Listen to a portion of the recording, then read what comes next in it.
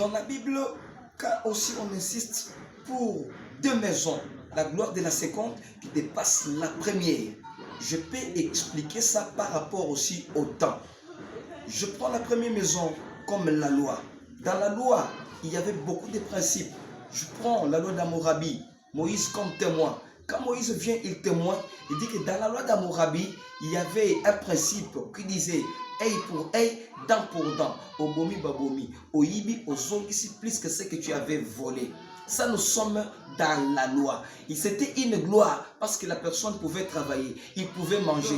Mais cela ne suffisait pas. Il n'atteignait pas le point de satiété. Il pouvait faire tout, mais il est dans la captivité. Il fait tout, mais il est limité. Cette loi, c'est pourquoi la Bible nous dit, la loi n'a pas amené personne dans la perfection. Il fallait que le deuxième Adam vienne. Parce que le premier Adam a failli à sa mission. Dans la deuxième gloire, il faut qu'un deuxième Adam vienne avec une gloire extraordinaire. C'est pourquoi quand il est venu avec la grâce. Dans la grâce, ayambio. Malgré malgré que tu fais des choses, tu voles, mais Dieu a aussi besoin toujours de toi. Des fois, tu viens, tu fermes la porte. Un jour, tu reviens encore, tu ouvres. Parce qu'il dit que je suis la porte.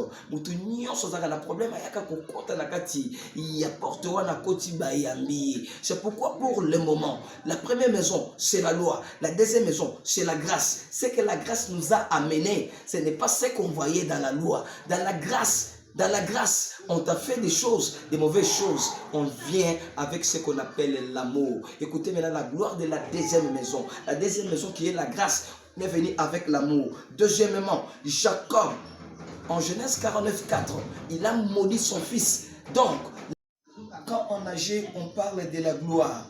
On a fait allusion à deux maisons. La première maison et la deuxième maison. La première maison a été construite. Cette maison avait de la gloire. Mais la gloire ne suffisait pas.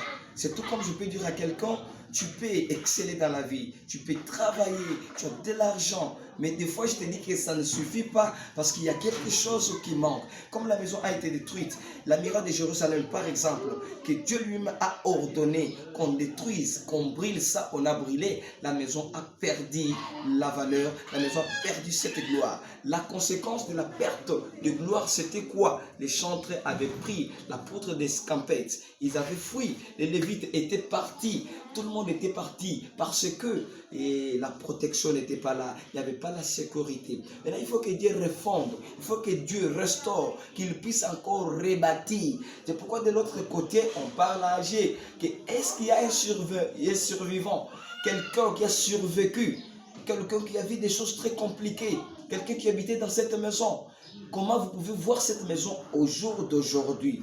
Quand Dieu a déterminé le temps, il a excité Néhémie pour venir bâtir la muraille de Jérusalem, la maison de Jérusalem.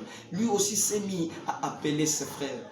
Et quand il appelait les frères, il y a eu aussi des intercales. Les Tobija et les Ambala se sont présentés. Quand tu veux refonder, restaurer, il y a un pouvoir qui se met pour combattre ce que tu fais. Des fois, tu as perdu une gloire. C'est une classe. Dieu veut faire que tu découvres où il veut t'enseigner, te donner une leçon, que tu as une gloire. Tu peux perdre ça, mais avec moi, tu peux retrouver encore cette gloire. La muraille de Jérusalem était détruite, cette maison a été détruite. Mais quand Dieu a donné les injonctions, on a rebâti encore.